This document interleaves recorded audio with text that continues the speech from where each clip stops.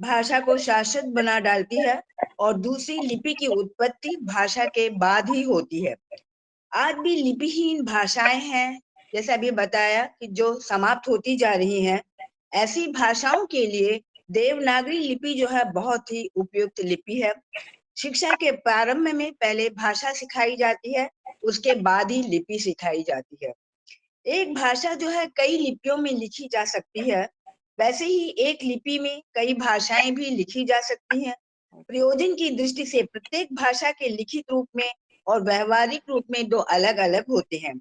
लोग कभी उसे लिखने की कोशिश नहीं करते हैं, वैसे ही लिखित भाषा के प्रयोजन पाने वाले लोग भी सदा लिखकर ही प्रयोजन प्राप्त कर सकते हैं। हिंदी की हम सभी जानते हैं कि हिंदी की लिपि जो है देवनागरी लिपि है, यह सब जानते हैं। यह भारत की प्राचीन लिपियों में से एक है। वैसे खरोष्टी और ब्राह्मी लिपि भी भारत की प्राचीनतम लिपियां मानी जाती हैं। भारत में लिपियों का इतिहास जो है वह काफी प्राचीन है।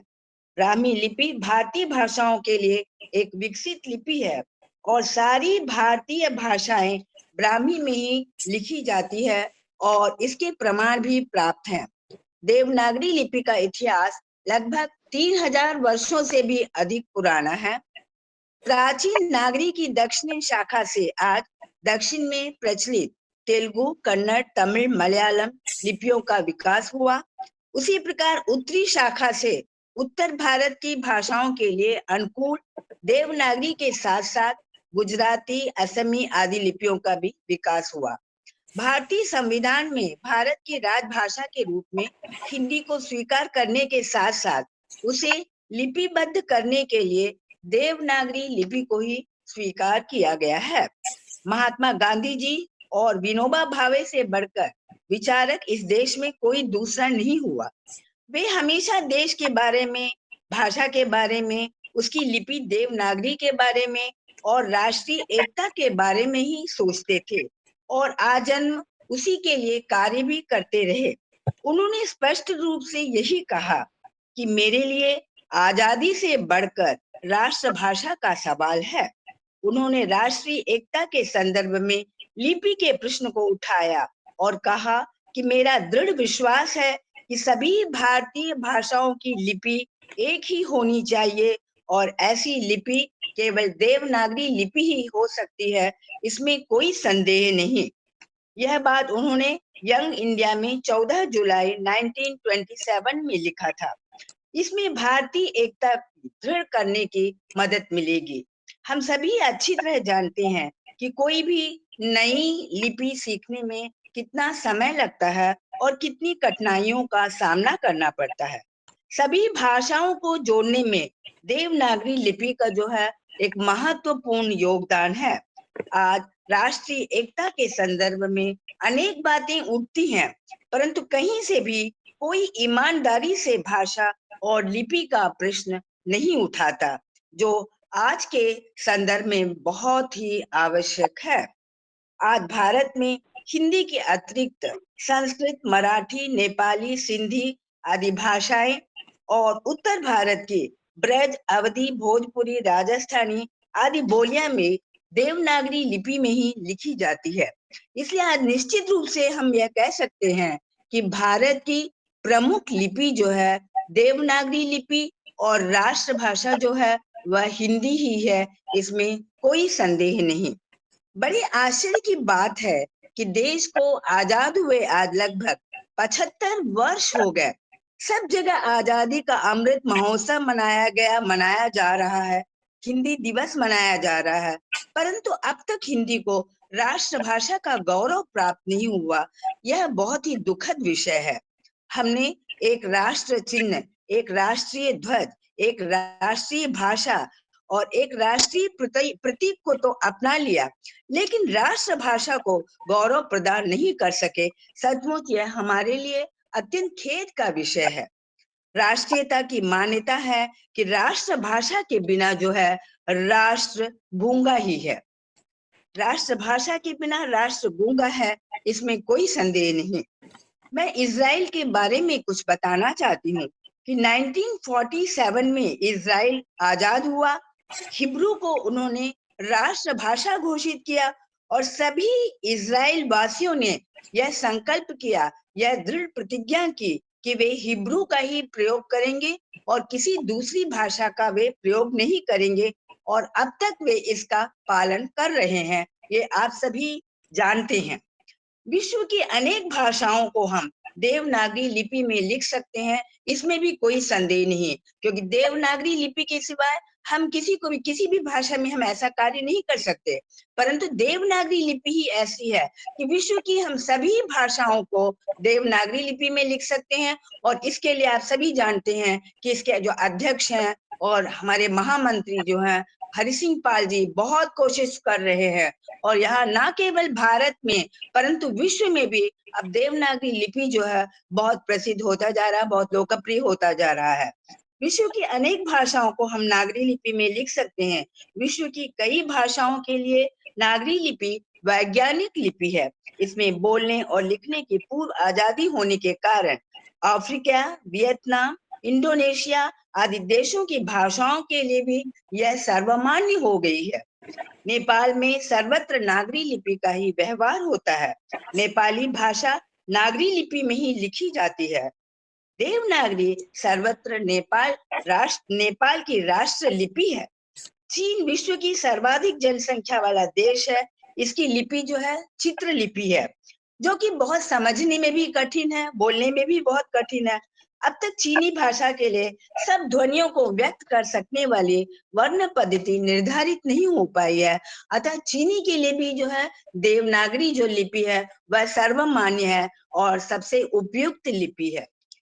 एक राष्ट्रभाषा हिंदी हो, एक राष्ट्रभाषा हिंदी हो, एक हृदय हो भारत जननी, यही दक्षिण भारत हिंदी प्रचार सभा चेन्नई का मूल मंत्र है।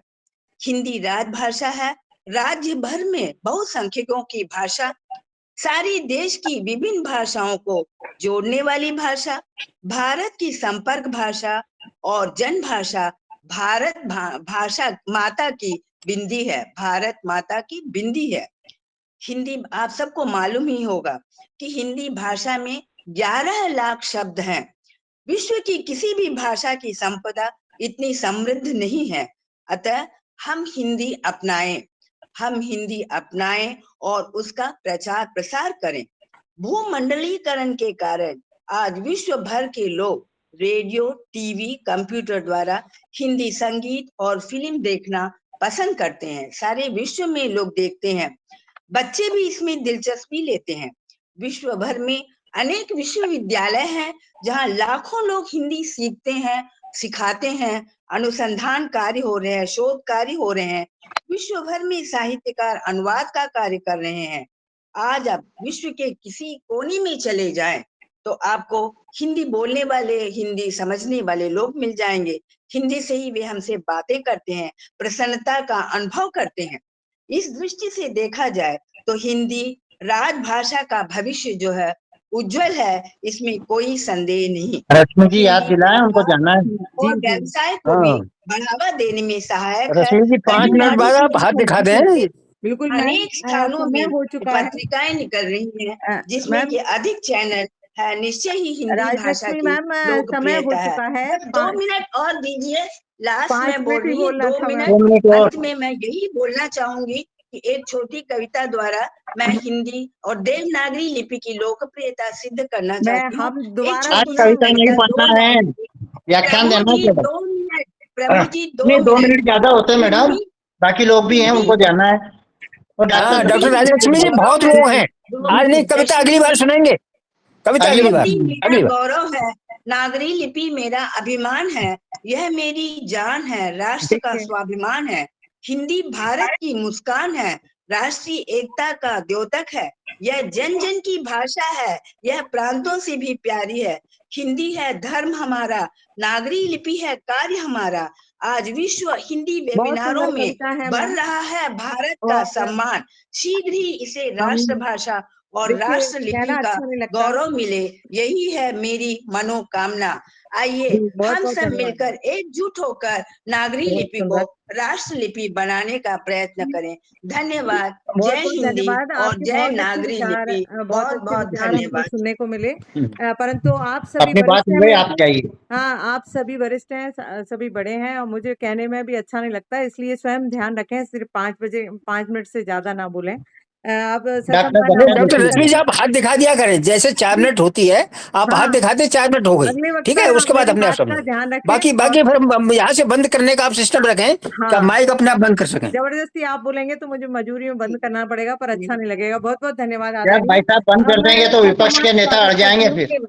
बहुत बहुत आदरणीय धन्यवाद मुझे जी, समय देने के लिए। आपको धन्यवाद। बहुत बहुत धन्यवाद जी। आदरणीय बहुत डॉक्टर दक्षा जोशी अहमदाबाद से जुड़ी हुई हैं, उनका ससम्मान स्वागत है।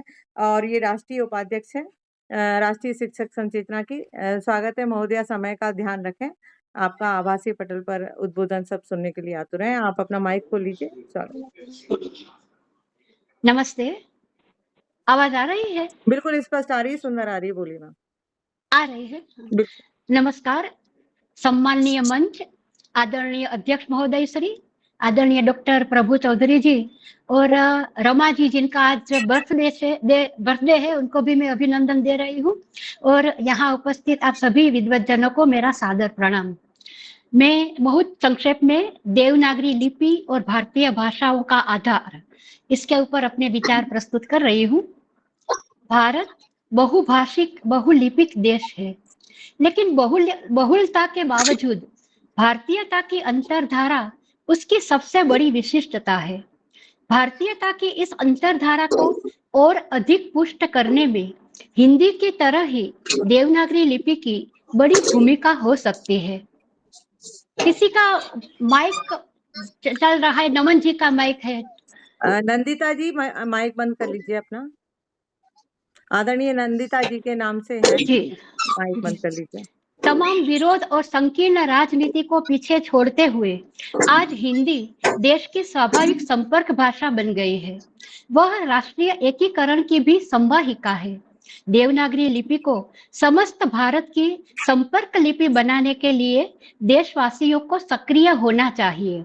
भाषा विशेष की विशिष्ट ध्वनियों को समायोजित करने के लिए देवनागरी लिपि में आंशिक संशोधन और परिवर्धन किया जा सकता है, ताकि अधिकाधिक भारतीय भाषाओं के साथ उसकी सहज निकटता और आत्मीयता स्थापित हो सके। देवनागरी लिपि का इतिहास अत्यंत पुराना और समृद्ध है। इसकी उत्पत्ति ब्राह्मी लिपि से मानी जाती है, जो लगभग 3री शताब्दी ईसा पूर्व में प्रचलित थी। देवनागरी लिपि का विकास समय के साथ हुआ और यह मुख्य रूप से संस्कृत भाषा के लेखन के लिए प्रयुक्त होती थी। संस्कृत, जो कि भारतीय उपमहाद्वीप की एक प्राचीन और महत्वपूर्ण भाषा है, ने देवनागरी लिपि के माध्यम से अपना साहित्यिक और धार्मिक धरोहर सुरक्षित रखा। देवनागरी लिपि का महत्व केवल संस्कृत तक ही सीमित नहीं रहा। यह लिपि हिंदी, मराठी, नेपाली और कई अन्य भारतीय भाषाओं में भी प्रचलित हो गई। इसकी संरचना और सरलता ने इसे विभिन्न भाषाओं के लिए उपयुक्त बनाया। देवनागरी लिपि में कुल 33 व्यंजन और 14 स्वर होते हैं, जो कि इसकी विशेषता है। इसके अलावा इसमें संयुक्ताक्षर बनाने की क्षमता भी होती है, जो कि 2 या अधिक अक्षरों को मिलाकर एक नया अक्षर बनाता है। देवनागरी लिपि की एक और महत्वपूर्ण विशेषता यह है कि प्रत्येक ध्वनि के लिए एक विशिष्ट अक्षर होता है, जो कि उच्चारण में स्पष्टता प्रदान करता है। स्वर और व्यंजन के बीच का अंतर स्पष्ट होता है और संयुक्ताक्षर की प्रणाली इसे और भी समृद्ध बनाती है। इन विशेषताओं के कारण देवनागरी लिपि ने न केवल भारतीय भाषाओं में बल्कि अंतरराष्ट्रीय शोध और अध्ययन में भी महत्वपूर्ण स्थान प्राप्त किया है। देवनागरी लिपि का ऐतिहासिक महत्व और उसकी विकास यात्रा भारतीय सांस्कृतिक धरोहर का अभिन्न अंग है। इस लिपि ने भारतीय भाषाओं को न केवल संरक्षित किया है, बल्कि उन्हें एक नया आयाम भी दिया है। यह लिपि आज भी व्यापक रूप से प्रयुक्त की जाती है और भारतीय साहित्य, धर्म और संस्कृति में अपनी महत्वपूर्ण भूमिका निभा रही है। केंद्र सरकार के प्रयत्नों से हिंदी, मराठी, तमिल, तेलुगु, कन्नड़, मलयालम, असमिया, डोगरी, कश्मीरी और पंजाबी आदि अन्य भाषाओं को समर्थन, सम्मान और स्वीकृति प्रदान करने से स्थिति कुछ संतुलित तो हुई है, किंतु अभी बहुत काम करने की आवश्यकता है। मातृभाषा में शिक्षार्थी की बौद्धिक क्षमताओं के अधिकतम विकास और भारतीय भाषाओं के प्रचार प्रसार की दृष्टि से अत्यंत महत्वपूर्ण है। यह भारत को वैश्विक ज्ञान शक्ति का केंद्र बनाने की महत्वाकांक्षी परियोजना की आधारशिला है। भारत के सांस्कृतिक गौरव की प्रतिष्ठा का प्रस्थान बिंदु भारतीय भाषाओं का पारस्परिक संपर्क, संवाद और संगठन है। अंग्रेजी वर्चस्ववाद से निपटने के लिए भारतीय भाषाओं को एक दूसरे के निकट आने और उनके आपसी अपरिचय एवं अलगाव को मिटाने की दिशा में प्रयत्नशील होने की आवश्यकता है। भारतीय भाषाओं के विकास, प्रचार प्रसार और आपसी संपर्क संवाद में देवनागरी लिपि की निर्णायक भूमिका हो सकती है। तमाम भारतीय भाषाओं के श्रेष्ठतम साहित्य को देवनागरी लिपि में लिप्यांतरित करके बहुसंख्यक और व्यापक हिंदी समाज तक लाने की जरूरत है। और अंत में भारतीय भाषाएं देवनागरी लिपि के माध्यम से हिंदी के साथ जुड़कर सांस्कृतिक रूप से समृद्ध होगी, रोजगार, व्यापार और पर्यटन क्षेत्र में भी अपनी जगह बना सकेगी। रोमन लिपि के भारतीय भाषाओं की लिपि बन बैठने से पहले हमें इस खतरे से निपटने की दिशा में पहल करनी चाहिए। धन्यवाद। आपने मुझे बोलने का जो अवसर दिया तदर्थ आप सबके प्रति कृतज्ञता ज्ञापित करती हूँ। नमस्ते। समाप्त करने के लिए बहुत बहुत धन्यवाद आदरणीय महोदया, और बहुत सुंदर उद्बोधन आपका। और साथ ही साथ आदरणीय डॉक्टर राजलक्ष्मी कृष्णन जी का कोई मोबाइल नंबर मांग रहा है, मैं नहीं दे सकती, अगर आप देना चाहती हैं तो लिख दीजिए मैसेज बॉक्स में। बहुत बहुत धन्यवाद आदरणीय दक्षा जी। और अब मैं ससम्मान आमंत्रित करती हूँ विशिष्ट अतिथि के रूप में जुड़े हुए आदरणीय डॉक्टर इस्पाक अली जी, पूर्व प्राचार्य और संयुक्त मंत्री हैं नागरी लिपि परिषद के। ससम्मान स्वागत है आदरणीय महोदय आपका उद्बोधन हेतु इस आभासी पर। नमस्कार आप सभी को। मेरी आवाज आप तक आ रही है? बिल्कुल स्पष्ट आ रही है सर जी। बहुत अच्छा। डॉक्टर शिवा लोहारिया जी के जन्मोत्सव पर आयोजित राष्ट्रीय शिक्षक संचेतना उज्जैन और नागरी लिपि परिषद मध्य प्रदेश इकाई के संयुक्त तत्वाधान में देवनागरी लिपि और भारतीय भाषाओं की एकताओं का आधार, इस पर अंतरराष्ट्रीय संगोष्ठी हो रही है। पहले तो डॉक्टर शिवा लोहारिया जी को जन्मदिन की अशेष शुभकामनाएं। दूसरी बात यह है कि नागरी लिपि पर जो हमारा टॉपिक है हम उस पर बात करें, जैसे भारतीय भाषाओं की एकता का आधार। अब आलोचना नहीं, लेकिन मुझे लग रहा है कि हम भटक रहे हैं, या तो हिंदी की तरफ जा रहे हैं या राजभाषा की तरफ जा रहे हैं, या देवनागरी लिपि के जन्म और किस तरीके से विकास यात्रा हुई उस पर हम बातें कर रहे हैं। संगोष्ठी का यह है कि हम एक सही दिशा दें जिस संगोष्ठी में हम बातें करें। चूंकि 5 मिनट का समय है, इसलिए मैं थोड़ी 5 मिनट में समेटने की कोशिश करूंगा। अगर 1-8 मिनट हो जाए तो क्षमा करेंगे। सभ्य समाज का सबसे बड़ा आविष्कार क्या है? लेखन कला है। वाणी के बाद सबसे बढ़िया और सबसे बड़ा जो काम है वो लेखन कला का है, इसलिए इसको बड़ा पवित्र माना गया है। और आप सोचते होंगे कि हम जो लिखते हैं ना कि हमारे देश की लिपि ब्राह्मी लिपि थी, वो ऐसे नहीं थी। वो इसलिए थी कि ब्रह्मा के नाम पर थी, इसलिए ब्राह्मी लिपि थी, वो पवित्र था, इसलिए नाम रखा गया। हम सोचते हैं नामकरण ब्राह्मी लिपि पड़ा, लेकिन हमने कभी ये नहीं सोचा कि क्यों पड़ा। और ये भारत की लिपियों के बारे में ही नहीं, संसार की सभी लिपियों के बारे में। देखिए, जहाँ तक मेरी बात यह है, जैसे हम कहते हैं, अभी मैडम बोल रही थी कि वहाँ की लिपि थी हिब्रू, इसकी नाम बताया उन्होंने, इजराइल। तो हम देखें चीन की जो लिपि है उन्होंने भी अपने देवता के नाम पर नाम रखा, वेंचॉन। ग्रीक लिपि हर्मिस के नाम पर लिखा, रोमन लिपि मरकरी के नाम पर लिखा, और हिब्रू लिपि जो इजराइल की वो जेहोवा के नाम से मिलता है, वो भी उनके देवता के नाम तो जैसे पहले हम ये जाने कि हमने ब्राह्मणी लिपि क्यों नाम दिया, कि पवित्र काम था। अब लिपि एक बड़ा पवित्र कार्य है। मैं आपको इसलिए इस पर जोर दूंगा क्योंकि मैंने एक बहुत समय पहले की बात है, 1984 की। उस जमाने में सोवियत संघ हुआ करता था, अब रूस हो गया, टूट गया है। तो उन दिनों सोवियत संघ पत्रिका निकला करती थी और सोवियत नारी पत्रिका निकलती थी। उस जमाने में मैंने लिपि पर जो एक लेख था, एल्बर्ट हॉर्ने का एक लेख था, वो मेरे पास मैगजीन मैंने सुरक्षित रखी है। उसमें मैंने पढ़ा और उसमें लिखा है कि संसार में शिक्षा, ज्ञान और सभ्यता की सबसे बड़ी खोज लिपि है। शिक्षा और ज्ञान तथा सभ्यता की खोज सबसे बड़ी लिपि है। यदि संसार में लिपि न होती तो मनुष्य अपनी उपलब्धियों को सुरक्षित न रख पाता। न ज्ञान होता, न विज्ञान होता, न दर्शन होता, न कला होती।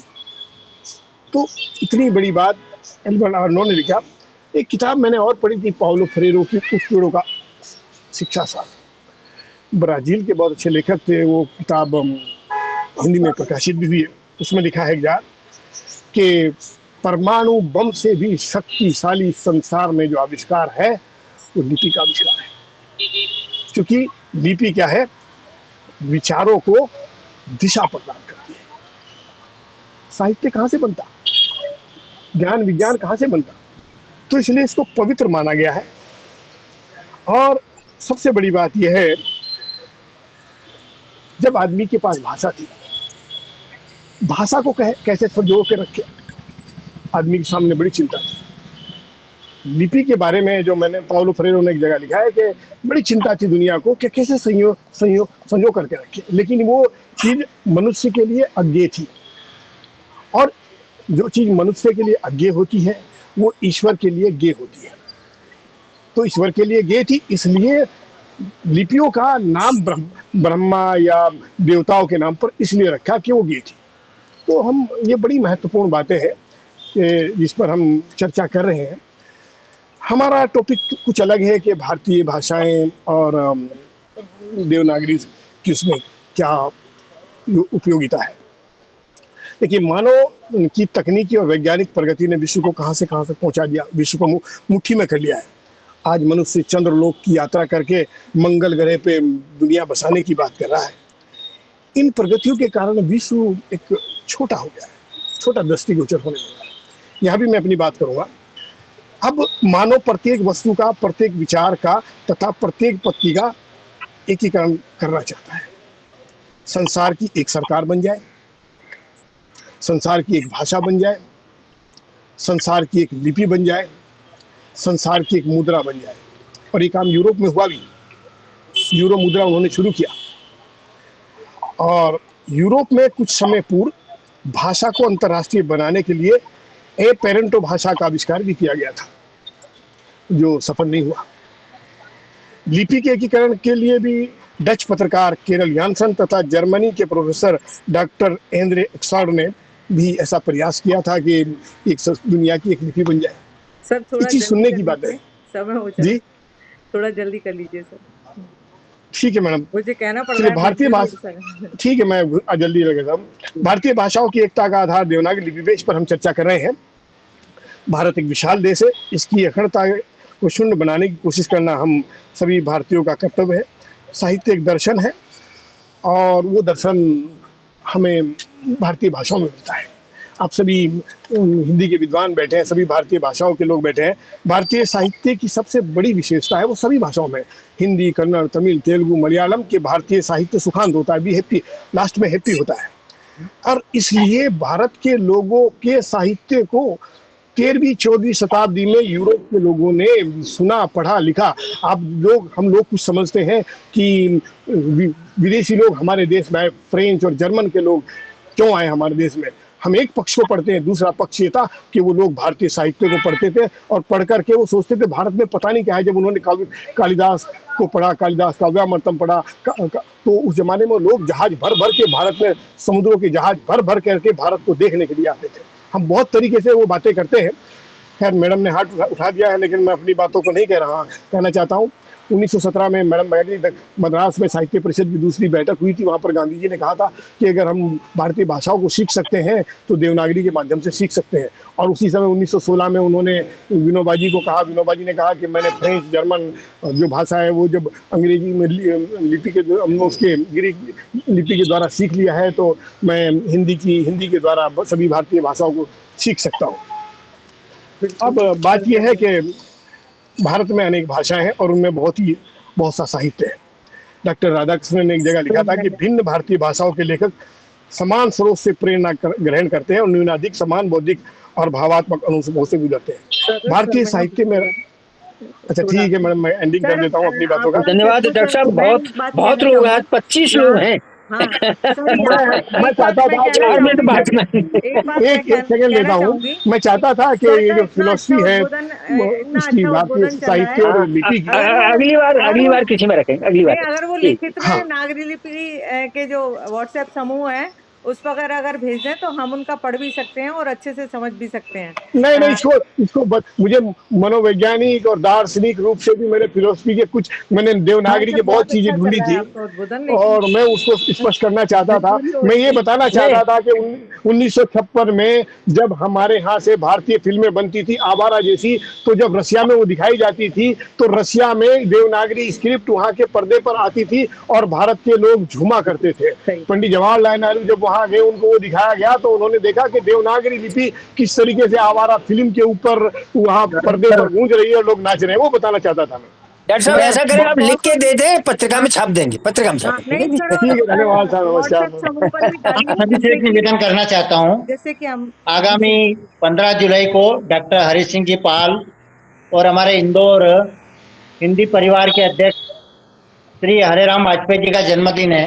तो जन्मदिन की पूर्व संध्या पर हम एक बार पुनः हिंदी और नागरी लिपि का विशेष बढ़ता प्रभाव इस विषय पर एक संगोष्ठी आयोजित करेंगे। जो लोग सम्मिलित होना चाहते हैं कृपया अपना नाम पता भेज दीजिए। और सभी से अनुरोध है, अगर किसी का उद्बोधन रह रहा है और उनको लगता है कि और हमें बताना चाहिए, लिखित में नागरी लिपि के जो समूह है व्हाट्सएप पर अवश्य डाल दें, क्योंकि बहुत जानकारी भरे हुए उद्बोधन चल रहे हैं और हमें भी अच्छा लग रहा है पर मजबूरी है कहना, इसलिए क्षमा प्रार्थी हूँ सर। बहुत सुंदर उद्बोधन था। मैडम एक बात कहती हूँ सर, हरिपाल सर जी बात कहना चाहती हूँ। जो अभी प्रभु सर ने जो बनाया कि अगली संगोष्ठी विश्व पर प्रभाव देवनागरी का इस पर होगी, तो मैं विनती करना चाहती हूँ कि इस पर सर को कि वो अपना अधूरा आज का जो व्याख्यान है वो वहाँ पर पूरा करें। फिर से हम बुलाएंगे आपको सर। मैं यही चाहता था कि मैं नई चीज थी। ठीक है सर, नमस्ते। डॉक्टर रश्मि जी बाहर से दुबई से जुड़ी हैं, डॉक्टर आरती लोकेश। पता नहीं वो दुबई में इस समय क्या समय है, ज्यादा ही होगा, तो पहले आप उनको बुला लें और डॉक्टर रमा शर्मा को जो जापान से जुड़े उनको बुला लें, उसके बाद हम लोग तो बैठेंगे। ठीक है, हमारे साथ जुड़ चुके हैं आदरणीय अध्यक्ष महोदय राष्ट्रीय शिक्षक संचेतना डॉक्टर शैलेंद्र कुमार शर्मा सर, उनका हार्दिक अभिनंदन है इस आभासीय पटल पर। और हम चलते हैं आरती जी की ओर। दुबई से संयुक्त अरब अमीरात से जुड़ी हुई है, उनका स्वागत है आरती गोयल लोकेश। डॉक्टर आरती गोयल लोकेश जी का ससम्मान आभासीय पटल पर स्वागत है। उनके शब्द विचार सुनने के लिए आते हैं। मैम बस समय का ध्यान रखिए। स्वागत है आप जी बिल्कुल, बहुत बहुत धन्यवाद डॉक्टर रश्मि जी। और मंच पर उपस्थित सभी विद्वज्जनों को मैं नमस्कार करती हूँ और नागरी लिपि की महत्ता पर कुछ प्रकाश डालना चाहूंगी। और जो अभी तक विद्वान लोग बोल चुके हैं वो मैंने अपने वक्तव्य में से पहले से ही काट दिया है। तो मैं शुरू में कहना चाहती हूँ कि विचार विनिमय के लिए जिस प्रकार भाषा की आवश्यकता होती है, उसी प्रकार उन विचारों में प्रस्तुत ज्ञान को सहेज कर रखने और आने वाली पीढ़ी को हस्तांतरित करने के लिए लिपि की आवश्यकता से इनकार नहीं किया जा सकता। मौखिक भाषा में मुख से निकलने वाली विशेष ध्वनियों को अंकित करने वाले समस्त चिन्हों के समूह को ही लिपि कहा जाता है। और लिपि मात्र अक्षरमाला नहीं है, अक्षरों के अतिरिक्त संख्या, उस भाषा की संख्या और विराम बोधक तथा भाव द्योतक चिन्ह भी लिपि का अभिन्न अंग होते हैं। अमूमन हम खाली अक्षरों को लिपि समझ लेते हैं। जिस प्रकार पदार्थ की सबसे छोटी स्वतंत्र इकाई अणु है, भाषा की वर्ण है, तथा लिपि की सबसे छोटी इकाई अक्षर है। और सबसे छोटी इकाई होने के पश्चात भी अणु जिस प्रकार कुछ परमाणुओं से मिलकर बना है, तो अक्षर भी कुछ संरचनाओं से मिलकर बना होता है, जिसमें मुख्य बनावट, उसमें खड़ी पाई और क्षितिज रेखा या जिसे हम शिरोरेखा कहते हैं वो शामिल होती है। अब ब्राह्मी लिपि से नागरी लिपि का जन्म हुआ, लेकिन ब्राह्मी लिपि जहां चित्रात्मकता लिए हुए है, इससे निकली हुई नागरी लिपि ध्वन्यात्मकता और वैज्ञानिकता लिए हुए है। और पुस्तक आदि इत्यादि का पठन करके ही मैंने ये जाना कि आर्यभट्ट ने शून्य का आविष्कार किया, लेकिन उस शून्य के चिन्ह को अंकित करने के लिए उन्होंने नागरी लिपि का इस्तेमाल किया, और शून्य का आविष्कार होने के बाद उसको कैसे लिखा जाना है ये निर्धारित होने के बाद अंकगणित के क्षेत्र में क्रांति आ गई। सम्राट अशोक के शिलालेखों पर जो नागरी लिपि में लिखा हुआ है उसे उस समय गुप्त लिपि या धम्म लिपि के नाम से भी जाना जाता था। और अधिकांशतः नागरी और देवनागरी को एक ही समझ लिया जाता है, जो कि काफी हद तक है भी। और मैं ये कहूंगी कि इसमें भ्रमणकारी भगनी का सा संबंध है, जो घूमते घूमते युवा हुई तो उत्तर में देवनागरी और पश्चिम में नंदी नागरी बन गई। और जो देवनागरी भाषा की देन है हमें, वो डमरू का ड और ढक्कन का ढ, इनका जो प्रकारांतर में परिवर्तित रूप है उसको प्रदर्शित करने के लिए ड़ और ढ़ देवनागरी ने विकसित किए हैं। उदाहरण के लिए एक वाक्य है कि गाड़ी पर मत व्यर्थ करो अपनी गाढ़ी कमाई, तो गाड़ी और गाढ़ी में जो ड और ढ यूज हुए हैं वो देवनागरी की देन है। और आगत ध्वनियों को भी देवनागरी ने स्थान दिया है। अंग्रेजी के कॉलेज, कॉपी, इनको भी बताने के लिए अ की मात्रा को अपनाया है। अवग्रह आकार का चिन्ह जो ऐसा दिखता है जैसे कि हमने दो को उल्टा लटका दिया हो, यह भी देवनागरी की देन है। और इसे और सुविधा से समझने के लिए अंग्रेजी के एस अक्षर के जैसा ये प्रतीत होता है। इसे स्वर संधि करते समय अ के स्थान पर प्रयोग किया जाता था, और कालांतर में इस चिन्ह का उपयोग पुकारने के भाव में स्वर को खींचने के लिए किया जाने लगा। जैसे हमें कहना है माँ, तो माँ को लंबा खींचने के लिए उसमें 2-3 बार अवग्रह हम लगा देते हैं। और संगीत में भी सुर की निरंतरता को इसी से प्रदर्शित किया जाता है। तो नागरी लिपि की महत्ता हम यहाँ से समझ ही सकते हैं। और इसके अतिरिक्त ओम लिखते समय इसके उच्चारण में ओ के बाद जो एक गैप हम देते हैं उसकी दीर्घकालिकता को दर्शाने के लिए भी अवग्रह का उपयोग दिखाई देता है, जो कि नागरी लिपि की देन है। भारत में उत्पन्न और पली बड़ी होने के नाते नागरी लिपि भारतीय संस्कृति की परिचायक है। नदियों को माँ के समान उदार हृदया मानकर माता का दर्जा दिया गया है, तो सभी नदियों के नाम स्त्रीलिंग है। और वहीं समुद्रों को पुरुष के वर्चस्व के समान सर्वत्र व्याप्त जानकर पिता का सम्मान मिला है, तो उनके नाम पुल्लिंग है। और देवनागरी लिपि में कितने स्वर और कितने व्यंजन है वो तो हम सब जानते ही हैं। और विशेष बात यह है कि दुनिया में चौथी सबसे व्यापक रूप में अपनाई जाने वाली यह लेखन प्रणाली है, जिसका उपयोग एक देशी और विदेशी मिलाकर 120 से भी अधिक भाषाओं के लिए किया जा रहा है। और भारतीय भाषाओं के किसी भी शब्द या ध्वनि को देवनागरी लिपि में ज्यों का त्यों लिखा जा सकता है। और सबसे बड़ी बात यह है कि लिखे हुए का पाठ करते समय उसका उसी के अनुसार ही उच्चारण हूबहू किया जा सकता है, जो कि रोमन लिपि या अन्य कई लिपियों में संभव ही नहीं है। और रोमन लिपि की भांति नागरी में ना तो कोई अक्षर है जिसकी ध्वनि मूक रहती है, और ना ही कोई अदृश्य अक्षर को अतिरिक्त ध्वनि देने की आवश्यकता ही है। और अंत में अपने वक्तव्य को समाप्त करते हुए मैं बस यही कहूंगी कि नागरी लिपि में भारत में जन्मी प्राचीन से प्राचीन और नवीन से नवीन किसी भी भाषा को दर्शाने की पूरी क्षमता है। और लगभग 6ठी शताब्दी से अब तक चली आ रही नागरी लिपि पहले से ही अपने अस्तित्व का डंका विश्व भर में बजा रही है। तो इसमें कोई संदेह नहीं कि वह भारत की एकता को स्थापित करने में संपूर्णतः सक्षम है। बहुत बहुत धन्यवाद मंच पर मुझे बुलाने के लिए और मेरे विचार सुनने के लिए। आप सबका भारत बहुत की बहुत एकता को, अखंडता को बनाए रखने में संपूर्ण। डॉक्टर आरती, दुबई में कितने बज रहे हैं अब, क्या टाइम है? जी शाम का समय है सर, 90 मिनट पीछे हैं हम, तो अभी 4:45 हुए हैं। ठीक है, ठीक है, हमारे ठीक साथ आदरणीय डॉक्टर शिवा लोहारिया जी आ चुके हैं, जिनका आज जन्म दिवस है।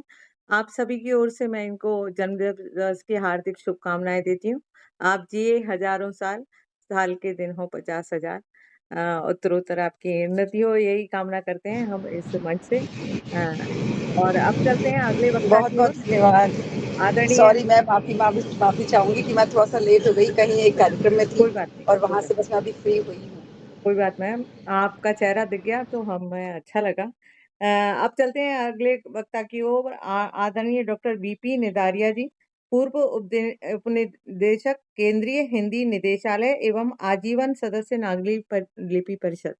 ससम्मान स्वागत है आपका आभासीय पटल पर सर। रश्मि जी, मुझे भी आप जल्दी बुला लीजिएगा। जी सर, इसके बाद रश्मि मैं जी, आपको बुला लूंगी। क्योंकि मैं ऑन द वे हूँ, कभी भी मैं कट सकता हूँ नेट ठीक है से। सर, ऐसे मत कहिए। धन्यवाद रश्मि जी। इनके बाद उनका स्वागत है सर। पहले जय शर्मा जी को बुला लीजिएगा। पटल पर उपस्थित सर इनको सभी आमंत्रित कर विद्वद्गण चुकी हूँ, उसके बाद सर को और बोलना सभी नागरिक प्रेमियों, मेरा नमस्कार। जैसा कि आप जानते हैं, भारतीय संस्कृति वसुधैव कुटुंबकम की पक्षधर है। इसके केंद्र में भावनात्मक सोच विद्यमान है और भारतीय भाषाओं के साहित्य में भी यही सोच विद्यमान है। भारतीय भाषाओं का अधिकांश साहित्य मानवतावादी, जीव जंतुओं और प्रकृति से प्रेम का संदेश देता है। इन भाषाओं की अधिकांश लिपियों का उद्गम ब्राह्मी लिपि है। आप जानते ही हैं कि देवनागरी लिपि अपने आप में बहुत वैज्ञानिक है। बोलने, सुनने, लिखने और पढ़ने की दृष्टि से इसमें एक समानता है जो इसकी खास विशेषता है। और एक बड़ी विशेषता यह है कि यह जो भी नवीन कुछ है उसे अपना लेती है, चाहे वो ध्वनियों के स्तर पर हो या अक्षरों व्यंजनों के स्तर पर हो। तो इसमें इसके जो घटक हैं भारतीय एकता के आधार के, उसमें हमें यही देखना है कि वो घटक कौन कौन से हैं जिस पर अभी तक चर्चा नहीं हुई। मेरे ख्याल से सबसे जो पहला घटक है वो है राष्ट्रीय आंदोलन से पहले जो भी प्रचार प्रसार का काम चल रहा था हिंदी को लेकर, और उसमें नागरिकों जो प्रचारित किया जा रहा था, तो हिंदी सेवी संस्थाएं, हिंदी सेवी, हिंदी प्रचारक और हिंदी सेवी संस्थाओं की पत्रिकाएं, उन्होंने बहुत ही महत्वपूर्ण भूमिका निभाई। इसके बाद राष्ट्रीय आंदोलन का प्रभाव इस पर पड़ा। 1857 की क्रांति के असफल होने के बाद हिंदी को अपनाने पर जो बल दिया गया और उसके माध्यम से नागरी लिपि का जो प्रचार प्रसार हुआ, महात्मा गांधी, विनोबा भावे, आचार्य कालेलकर और अन्यान्य जो मनीषी थे, उन्होंने जो सपना देखा था कि नागरी लिपि को प्रतिष्ठित किया जाए, उसके लिए जिन घटकों की बात मैं कर रहा हूं उन पर एक एक करके आते हैं। सबसे पहले मौलिक लेखन।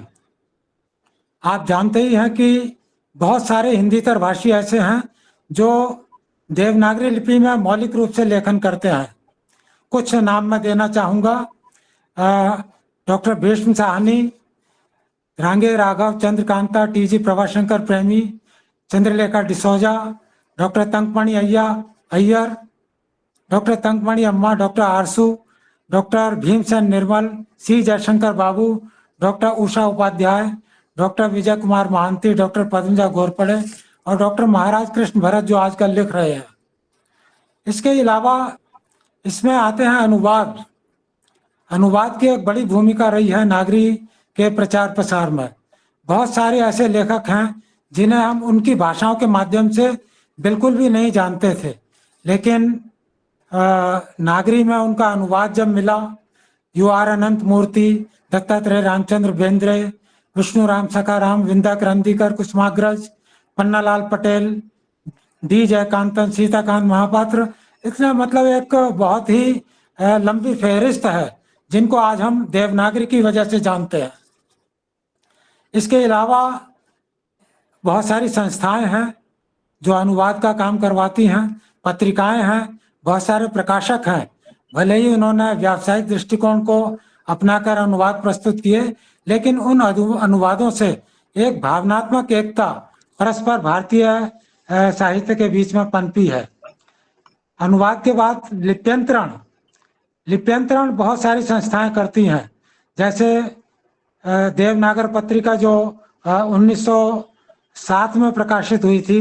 उसमें कुछ भाषाओं का जो देवनागरी लिप्यंतरण दिया जाता था, या केंद्रीय हिंदी निदेशालय की भाषा पत्रिका है, या कुछ लघु पत्रिकाएं भी हैं, गिरीश पंकज की भी एक पत्रिका है, और ऐसे बहुत सारी पत्रिकाएं हैं जो निरंतर लिप्यंतरण प्रस्तुत कर रही हैं साहित्य का। और उससे हमें अंदाज लगता है कि जो भारतीय भाषाओं में एक रूपता है वो वास्तव में वरेण्य है। लिप्यंतरण का एक उदाहरण मैं नागरी लिपि परिषद का भी देना चाहूँगा। अभी हाल ही में उन्होंने निबंध प्रतियोगिता का आयोजन किया, जिसमें ये सिद्ध हुआ कि नागरी लिपि में भारतीय भाषाओं को भी लिखा जा सकता है, और वास्तव में वो एक अच्छा उदाहरण था। अब यहाँ मैं बात करूँगा संविधान के 2 अनुच्छेदों की, 343 और 351। अनुच्छेद 343 ये व्यवस्था करता है कि राजभाषा हिंदी होगी जिसकी लिपि देवनागरी होगी।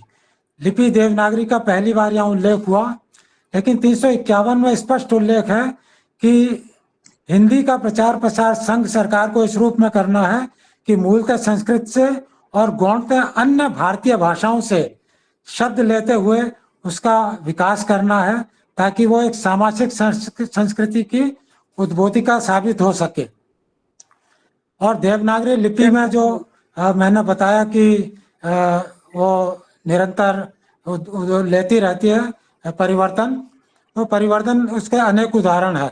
अंत में मैं उल्लेख करना चाहूँगा विश्वनाथ दिनकर नरवणे का 16 भारतीय भाषाओं का शब्दकोश, भारतीय व्यवहार कोश, और केंद्रीय हिंदी निदेशालय का भारतीय भाषा कोश, जिसमें सभी भारतीय भाषाओं को देवनागरी लिपि में लिखा गया है। इसके अलावा वैज्ञानिक तथा तकनीकी शब्दावली आयोग का प्रयास, विभिन्न विषयों की अखिल भारतीय शब्दावली, ये सब ऐसे प्रयास हैं जो देवनागरी लिपि में हैं और ये निरंतर बढ़ रहे हैं। हमारे मनुष्यों का सपना साकार होगा। इन्हीं शुभकामनाओं के साथ बहुत बहुत आभार, धन्यवाद। धन्यवाद आदरणीय सर, आपने सचमुच बहुत बड़ी मैं सुन रही थी कि बहुत बड़ा उद्बोधन था, उसका आपने बहुत संक्षिप्त रूप में अच्छे से बताया। बहुत बहुत धन्यवाद आदरणीय सर। अब हम चलते हैं अध्यक्ष महोदय राष्ट्रीय शिक्षक संचेतना की ओर। डॉक्टर शैलेंद्र कुमार शर्मा सर हमारे साथ हैं, जो कि हिंदी विभागाध्यक्ष हैं विक्रम विश्वविद्यालय से और कुलानुशासक भी हैं। ससम्मान स्वागत है आदरणीय महोदय आपका इस आभासीय पत्र। इनके बाद डॉक्टर रमा शर्मा जी को बुला लीजिएगा, उनको भी कहीं जल्दी है ना। हाँ, मैं भी यही सोच रही थी। बिल्कुल सर। सरस्वती श्रुति महती महियता। आज के इस महत्वपूर्ण वेब पटल पर विश्व के अलग अलग हिस्सों से सुधीजन जुटे हुए हैं। भारत के तो सुधीजन जुड़े हुए हैं, उपस्थिति को प्रणाम करता हूं। और आज जिनका लोग जन्मोत्सव मना रहे हैं वो मेरी तरह ही प्रवास पर दिखाई दे रही हैं, एक गाड़ी में विराजित हैं। तो शिवा लोहारिया जी, आप दिए हजारों साल, साल के दिनों हजारों हजार। और शिवाजी के बारे में मैं कहूँगा तो शायद काफ़ी देर बोलूँगा, फिर भी मैं संक्षेप में कहना चाहूँगा कि शिवा लोहारिया जी एक अत्यंत कर्मनिष्ठ, योगनिष्ठ और तपस्वी तुल्य व्यक्तित्व हैं, जिन्होंने शिवा फाउंडेशन के माध्यम से और अनेक प्रकल्पों के माध्यम से जयपुर में रहते हुए आपने बहुत महत्वपूर्ण कार्य किया है साहित्य, संस्कृति, योग शिक्षा के विकास में। तो आपका योगदान अविस्मरणीय। मैं आपके जन्मोत्सव पर बहुत बधाई और मंगल कामनाएं देता हूँ। इस पटल पर बहुत सारे सुधीजन जुड़े हुए हैं और मुझे विशेष तौर पर आरती लोकेश जी को धन्यवाद देना चाहूँगा कि जब हम लोग पिछले कुछ माह पहले दुबई प्रवास पर थे तो आप सोचिए कि हम लोग यद्यपि भारत में एक दूसरे से मिलना जुलना बैठना प्राय स्थगित सा किए हुए हैं, सब ऑनलाइन हो गया है, लेकिन मैडम और उनके श्रीमान गोयल साहब दोनों ने आग्रह किया कि नहीं, आपको एक दिन का भोजन यहाँ लेना है। और उन्होंने बहुत ही अच्छे से सब भोजन हम लोगों को करवाया और अमिट स्मृतियाँ आज भी आरती लोकेश जी के साथ की बनी हुई है। मैं आपकी उपस्थिति को रेखांकित करता हूँ। यहाँ हमारे बीच डॉक्टर हरि सिंह पाल जी मौजूद हैं, नागरी लिपि परिषद के यशस्वी महामंत्री हमारे बीच भवप्र निदारिया जी हैं, वर्षों से संबंध रहा है, उनसे मिल नहीं पाए अभी काफी समय से।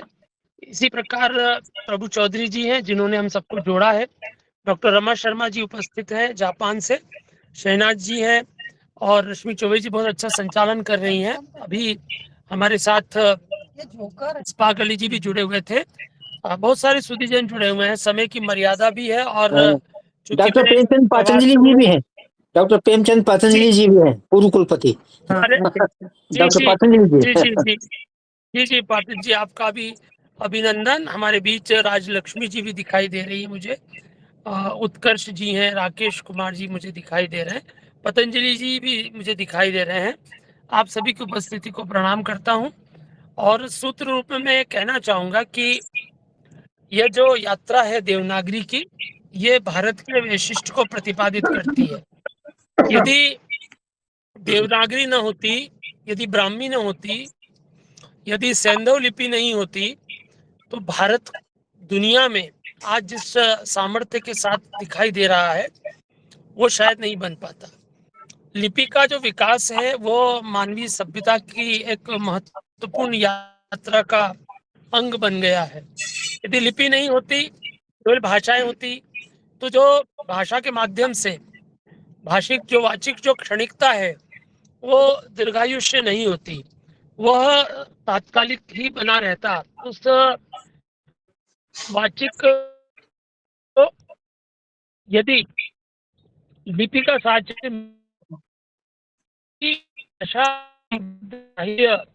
दीर्घकालिक हो गया है, क्योंकि मौखिक परंपरा की एक सीमा होती है, याद रखने की एक सीमा होती है।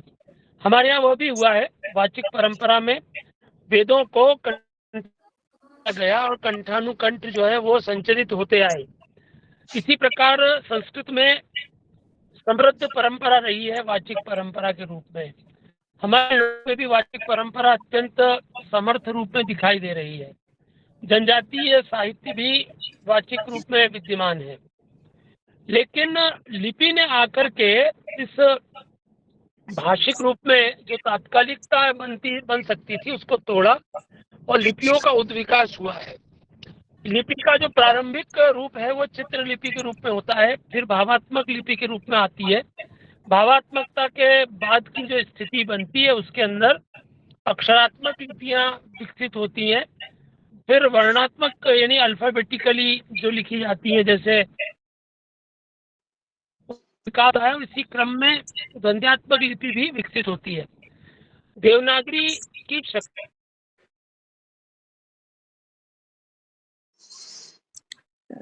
सर आवाज नहीं आ रही है आपकी। नेटवर्क की शायद दिक्कत है, बाहर हैं। सर आप कैमरा बंद करके देखिए, शायद स्पष्ट तो उसकी तुलना। हाँ सर बोलिए। हाँ अब आ रही है आवाज? हाँ अब स्पष्ट आ रही है सर। आ रही है आवाज? हाँ सर आ रही है। तो कहने का मतलब यह है, बहुत लंबी यात्रा भारत ने तय की है, भारत की लिपियों ने की है। भारत की दुनिया को सबसे समर्थ देन है सैंधव लिपि, सिंधु घाटी की सभ्यता की लिपि। उसके बाद ब्राह्मी लिपि हमारी बहुत बहुमूल्य देन है, और तीसरा फिर देवनागरी लिपि। अतः देवनागरी के वैशिष्ट्य को व्यापक फलक पर प्रतिबिंबित करने के लिए हमें निरंतर प्रयास करने होंगे, और उसी का एक महत्वपूर्ण उपक्रम है। फिर से आवाज चली गई है सर। नागरिक अन्य भाषाओं को सीखने के आ चुके हैं। मैं ये मानता हूं कि भावात्मक और राष्ट्रीय एकता के लिए देवनागरी लिपि समर्थ आधार दे सकती है। हमारे देश भाषा परिवार है, 4 अलग अलग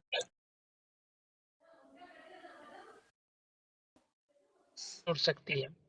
आर्य भाषा परिवार, द्रविड़ भाषा परिवार, तिब्बती चीनी भाषा परिवार और चौथा मुंडारी भाषा परिवार। तो इन 4 भाषा परिवारों में विभक्त भारत की समस्त भाषाएं, समस्त बोलियां यदि जुड़ सकती हैं जोड़ लिपि के माध्यम से, तो देवनागरी के माध्यम से जुड़ सकती है। अतः भारत की भावात्मक, सांस्कृतिक और भाषाई एकता को आधार देने में देवनागरी महत्वपूर्ण भूमिका निभा सकती है, निभाती आ रही है। और देवनागरी ने लगभग 1000 से अधिक वर्षों से इस देश को एकता के सूत्र में बांधने में योगदान दिया है। आने वाली सदियों तक यह इसी प्रकार से योगदान देती रहेगी। हमें नए परिवेश के साथ देवनागरी की महत्ता को रेखांकित करने के लिए प्रयास करने होंगे, जिसमें अभी सूचना प्रौद्योगिकी के साथ देवनागरी हमराह है। जो लिप्यंतरण की प्रक्रिया है उसमें तेजी आई है। हम तमाम लिपियों में आपस में लिपि परिवर्तन कर सकते हैं, कही गई बात को व्यक्त कर सकते हैं। पहले जैसी जटिलताएं नहीं है। और नहीं तो अभी जिन पत्रिकाओं की बात निधारिया जी कर रहे थे, उनके लोगों को बहुत परिश्रम करना पड़ता था। किसी एक भाषा या लिपि में लिखी गई कविता को दूसरी भाषा या लिपि में ले जाने के लिए बहुत प्रयास करने होते थे। अब ये सब सहज सुलभ हो गया है। तो मैं अपनी बात को यहीं पर संपन्न करता हूँ। बहुत बहुत धन्यवाद। बहुत बहुत धन्यवाद आदरणीय सर। आप रास्ते में और सर कृपया अपना माइक बंद करिए। जी धन्यवाद। आप रास्ते में थे तब भी जुड़े और सुंदर उद्बोधन। अब हम चलते हैं मुख्य अतिथि आज की। वैसे तो मुख्य अतिथि को बाद में बुलाया जाता है, लेकिन सर का कहना है कि अभी बुलाइए। तो आदरणीय डॉक्टर रमा पूर्णिमा शर्मा जी जो टोक्यो से जुड़ी हुई हैं हमारे साथ, सादर आमंत्रित करते हैं। आप सभी के उपस्थिति से हमारी ये गोष्ठी अंतर्राष्ट्रीय गोष्ठी हो जाती है। स्वागत है आपका महोदय। जी नमस्कार रश्मि जी, बहुत बहुत आभार। हरिपाल जी, प्रभु जी, शैलेंद्र जी तो रास्ते में है फिर भी जुड़े, बहुत बहुत आभार। बहुत ही अच्छा कार्यक्रम है ये और इससे जुड़ना भी एक सौभाग्य है। इतना अच्छा देखिए आप बता रहे हैं और अभी आरती लोकेश जी ने भी इतना अच्छा बताया। तो इतने विद्वजन हैं तो उनके सामने में मैं क्या कहूँ। मैं इतना कहूँगी, देखिए जैसे भाषा हमारा एक संचार का माध्यम है, लेकिन लिपि से हम लिखते हैं और हमारी हम जो पीछे धरोहर छोड़ जाएंगे वो हमारी लिपि ही रह जाएगी। इसी तरह क्योंकि मैं जापान में रहती हूँ तो मैं यहाँ पे बच्चों को पढ़ाती भी हूँ हिंदी के बारे में। मैं जस्ट वो ही थोड़ा सा बताऊंगी, ज्यादा नहीं, क्योंकि लिपि के लिए तो आप इतने विद्वान बैठे हैं। तो मेरे को ये देवनागरी लिपि से यहाँ पे समझाने में बहुत ही आसानी होती है। मैं आपको ये बताना चाहूंगी कि देखिए आप लिपि को आप उसके पीछे इतिहास से ले रहे हैं, आगे भविष्य का सोच रहे हैं, ये क्या है इसके बारे में बता रहे हैं। लेकिन मैं आपको अपना करंट जो उदाहरण है वो देती हूँ, क्योंकि यहाँ पे जो मेन है जापानी भाषा, उसकी जो लिपि है उसको निहोंगो। तो मैं उनको जापानी बच्चों को जब पढ़ाती हूँ तो मैं उनको बताती हूँ कि हमारी जो लिपि है देवनागरी लिपि, जैसे उसमें स्वर और व्यंजन मिला के 47 बनते हैं, उसी तरह हीरागाना में 46 हैं। तो आपको सेम है, जैसे हम आ ई ई उ से शुरू करते हैं, उनमें भी ऐसे ही आ ई उ ए ओ से उनको मैं सिखाती हूँ और वो बहुत ही अच्छे से सीखते हैं। जैसे ये हमारी लिपि में के चित्र हमारी शुरू कहाँ से होती है? चित्रकला से। जैसे जब जीरो का आविष्कार हुआ तो उसको कहाँ से कैसे लिखा जाए उसमें होता है। तो यहाँ पे हिरागाना जो भी लिखते हैं वो चित्र बना के उनको बच्चों को समझाया जाता है। तो इसी तरह देवनागरी में भी मैंने उनको समझाती हूँ कि ये देखिए ये भारत में है और भारत की भाषा, आपकी निहोंगो तो अभी नई है, लेकिन हमारी भारतीय भाषा कितनी पुरानी है, ईसा पूर्व 1000 पूर्व वर्ष की है। तो इसका इतिहास तो ऐसी भाषा को, ऐसी लिपि को मैं शत नमन करूंगी जिसके लिए मैं विदेशों में पढ़ा के बच्चों को आसानी से भारत से जोड़ सकती हूँ। बस इतना ही कहूंगी। जय हिंद। जय हिंद मैम, बहुत सुंदर है। और आपने सही कहा कि भाषा संचार का माध्यम है, लेकिन धरोहरों को सहेजने के लिए लिपि की आवश्यकता होती है। कम कहा लेकिन सही कहा, बहुत अच्छा, बहुत बहुत धन्यवाद आदरणीय। और यहाँ पर अब हम आगे चलते हैं अगले वक्ता की ओर। हमारे साथ हैं आदरणीय पदमचंद गांधी जी जो कि राष्ट्रीय संयोजक हैं। उनका ससम्मान स्वागत है। आप अपने विचार रख सकते हैं सर। दिखाई दे रहे थे जी जी, नमन नाम से जुड़े हुए हैं। स्वागत है सर आपका। मैं अभी बोलने में ऐसे मस्त हूँ, मैं यात्रा में हूँ, बस चल रही है, आवाज नहीं आ रही है मेरे। जी जी, कोई बात नहीं सर। ठीक है ठीक है। सुन रहा हूँ लेकिन मेरी आवाज आप तक नहीं पहुंच पाएगी। हाँ, थोड़ा स्पष्ट नहीं आ रही, नहीं तो मैं ही आपसे कह देती कि आप अपने विचार रखिए। धन्यवाद। जैसा कि डॉक्टर राजलक्ष्मी कृष्णन जी ने कहा कि एक भाषा अनेक लिपियों में लिखी जा सकती है और वैसे ही एक लिपि में अनेक भाषाएं लिखी जा सकती हैं। नागरी लिपि सक्षम है और इसकी ध्वन्यात्मकता के कारण ये और भी सक्षम हो जाती है। आज देखिए व्हाट्सएप पर, फेसबुक पर सभी जगह आपको इसी लिपि में लिखाई दे जाता है और आप सभी अपने मोबाइल पर कर लीजिए कि लिपि में लिख सकें आप देवनागरी लिपि में। व्हाट्सएप पर भी अंग्रेजी में मैसेज ना भेजें, ऐसा अनुरोध करते हुए मैं चलती हूँ अगले वक्ता की ओर। यहाँ पर कई नाम हैं पर मुझे दिखाई नहीं दे रहे, फिर भी मैं अगर किसी अलग नाम से जुड़े हुए हों लोग तो मैं बोले देती हूँ एक बार नाम। आदरणीय श्री ब्रजकिशोर शर्मा जी जो संरक्षक राष्ट्रीय शिक्षक संचेतना के, वो यहाँ मुझे दिखाई नहीं दे रहा है। डॉक्टर अनसुईया अग्रवाल जी, अध्यक्ष महिला इकाई राष्ट्रीय शिक्षक संचेतना। डॉक्टर अरुणा शुक्ला नांदेड़ से, वो भी नहीं दिखाई दे रही हैं। मुक्ता कौशिक जी भी नहीं दिखाई दे रही हैं। डॉक्टर रेणु सिरोया उदयपुर से, वो भी नहीं दिखाई दे रहे हैं। डॉक्टर बीपी फिलिप है नागालैंड से, कोहिमा से डॉक्टर बीपी फिलिप। अच्छा, आदरणीय बीपी सरनेम क्या बीपी बोला फिलिप सर? नागालैंड से, कोहिमा से। हाँ, स्वागत है सर बीपी आपका। फिलिप। ठीक है, आदरणीय बीपी फिलिप जी का स्वागत है इस आभासी पटल पर। अगर वो सुन रहे हैं मुझे तो अपना वीडियो खोल लीजिए और माइक भी खोल लीजिए जिससे हम आपको सुन सकें सर। हाँ, मुझे दिखाई दे रहे हैं डॉक्टर बीपी फिलिप जी, स्वागत है सर आपका। आपके विचार सुन, आप अपना माइक खोल लीजिए सर, माइक बंद है आप।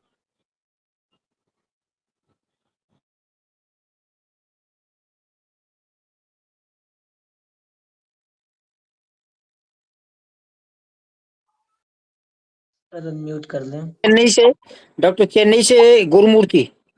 हाँ, गुरुमूर्ति जी, आप फिलिप जी का शायद माइक खुल नहीं पा रहा है, तो गुरुमूर्ति जी आप भी अपने विचार रख सकते हैं। स्वागत है आपका आदरणीय गुरुमूर्ति जी। आप अगर सुन पा रहे हैं, वो उनका दिखाई तो दे रहा है कि जुड़े हुए हैं, लेकिन हाँ, स्वागत है सर आपका। माइक खोल लीजिए कृपया। आदरणीय गुरुमूर्ति जी कृपया अपना माइक खोल लीजिए। जी, स्वागत है सर। मंच पर उपस्थित सभी सदस्यों का मैं प्रणाम करता हूं। मेरा नाम गुरुमूर्ति, मैं मूलतः सेवानिवृत्त वरिष्ठ हिंदी अनुवादक, दक्षिण रेलवे चेन्नई, और मैंने अपने पीएचडी हिंदी में किया है और हिंदीतर भाषी होने के नाते मैं हिंदी को मैंने अपने करियर के रूप में चुन लिया और देवनागरी लिपि के महत्ता के बारे में बहुत सभी विद्वानों ने उसके महत्ता के बारे में बताया, बहुत अच्छा लगा। फिर भी मैं तमिलनाडु से बिलोंग करता हूँ, इसलिए मैं अपना एक विचार रखना चाहता हूँ कि शायद मैडम राजलक्ष्मी मैडम, ये पता नहीं, ये विचार चल रहा है कि तमिल भाषा में अल्पप्राण महाप्राण के लिए एक ही वर्ण है, परंतु इस पर काम करने की आवश्यकता है, क्योंकि इधर ब्राह्मी लिपि की तरह तमिल भाषा में ग्रंथ लिपि करके एक लिपि है जिसमें ख ख ग घ के लिए अलग अलग वर्ण है। जिसको हम कुंडली देखने के लिए, अच्छा दिन शुभ दिन देखने के लिए एक ग्रंथ का उपयोग करते हैं जिसको हम पंचांग बोलते हैं। उस पंचांग में एक दो पन्ने, उसमें सामग्री सिर्फ ग्रंथ लिपि में प्रकाशित होती है, जिसमें चारों वर्णों के लिए अलग अलग लिपि है। शायद इस पर किसी विद्वान ने नहीं किया और बहुत जो मौका मुझे दिया गया था उसके लिए बहुत बहुत धन्यवाद।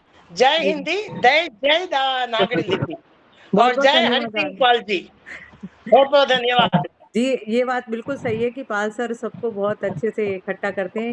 हाँ जी, सबका नमस्कार। स्वागत है सर। धन्यवाद आदरणीय गुरुमूर्ति सर। नमस्ते। डॉक्टर बीपी जी पधार चुके हैं, स्वागत है नागालैंड से। स्वागत है सर आपका, आप बोलिए सर आप।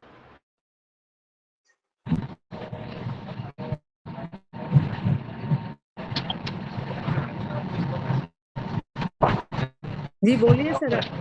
डॉक्टर फिलिप जी बोलिए, बोले फिलिप जी। हाँ जी, मैं यात्रा में हूँ, ट्रेन में हूँ, इसीलिए मैं कुछ नहीं बोलता। सबको नमस्कार, मैं सबको सुन रहा हूँ। जर्नी में हूँ, ट्रेन में हूँ, इसीलिए बहुत कुछ बोलने का तो मन कर रहा है, मगर ट्रेन में जो नेटवर्क है जो सही नहीं है, तो मैं फिर अगले कार्यक्रम में फिर कुछ बताऊंगा। आज तो नेटवर्क सही नहीं, इसलिए धन्यवाद फिर एक तो सभी को धन्यवाद। बहुत बहुत धन्यवाद। कुछ लोगों का आशीर्वाद यहाँ इस गोष्ठी को और विशेष दे रहा है।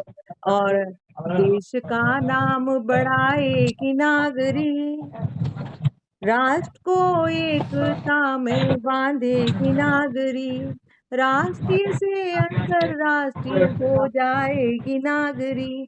मैं स्वरचित कविता इस कविता की पंक्तियों से ससम्मान स्वागत करती हूँ इस आभासीय पटल पर आज के मुख्य वक्ता डॉक्टर हरि सिंह पाल सर का, जो कि महामंत्री डॉक्टर रश्मि जी, अभी डॉक्टर पल्लवी पाटिल हैं लातूर से, वो कुछ कहना चाहें, ये हिंदी की विभागाध्यक्ष हो। ठीक है सर। आदरणीय पल्लवी पाटिल जी, अगर आप भी अपने 2 शब्दों में कुछ कहना चाहें तो स्वागत है। शाबाशी पल्लवी पाटिल, स्वागत है। आदरणीय पल्लवी पाटिल जी, अगर हमें सुनना ही है, मैंने हालांकि नाम लिखा है, वो दिखाई तो दी थी कि जुड़ी है, तो कृपया अपना वीडियो। डॉक्टर फिलिप जी अपना माइक बंद कर लें। पल्लवी पाटिल, आपको कुछ बोलना है? नहीं, मुझे लगता है चलिए कोई बात नहीं, चलिए ठीक है।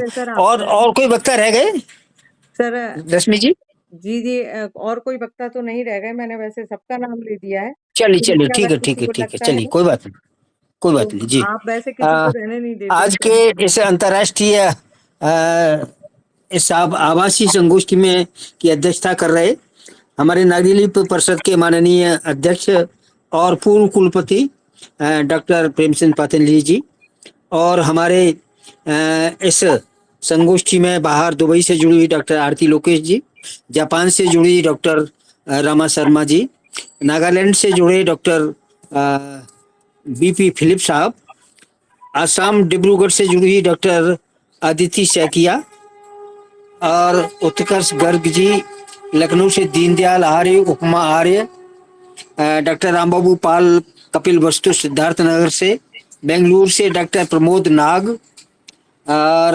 राजकोट गुजरात से जुड़े डॉक्टर डॉक्टरेट कर रहे अभी तो राकेश डांगोदरा, चेन्नई से डॉक्टर मीनाक्षी गंगा मीनाक्षी, के भारत जी गुरुमूर्ति भी बोल चुके हैं, पटना से पत्रकार सोनू कुमार जी, दिल्ली से मधु अस्थाना जी, पुणे से डॉक्टर रणजीत सिंह अरोड़ा अर्श जी, और कोल्हापुर से उमा जी सुभाष पाटिल जी, जयवीर सिंह जी पुणे से, एबी मलकानिया जी, विदिशा मध्य प्रदेश से सैयद सफाकत हुसैन कादरी साहब, नमन जी, अभी मिर्जापुर से लौट रहे इसाक खान साहब, अंजलि मिश्रा जगदलपुर छत्तीसगढ़ से जुड़ी हुई हैं, डॉक्टर पल्लवी पाटिल लातूर महाराष्ट्र से, और आप सब मित्रगण।